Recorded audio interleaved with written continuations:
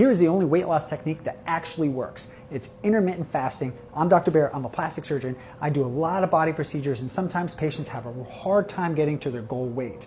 Okay, I've been through everything: keto diets, intermittent fasting, calorie counting, strange, excessive kind of workouts. The one thing that always works for my patients is intermittent fasting.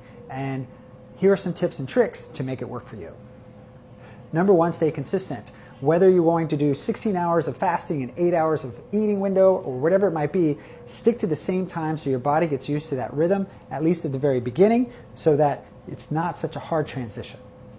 Number two, don't worry about anything else except the time at which you eat. Don't worry about the food that you're eating, any other thing to make it even harder, like caffeine and all this other stuff. Just focus on one thing at a time. It's kind of like a golf swing, all right? So if you try to change too much with your diet or your exercise and everything else, you're just gonna say, screw it and give up.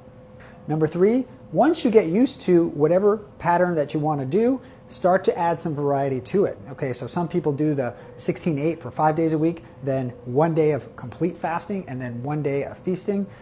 You want to experiment how your body handles the different time frame of when you actually do start to eat. Some people argue that they should do it earlier in the day versus later in the day because your sleep is actually beneficial if you've had enough time to digest the food in your body.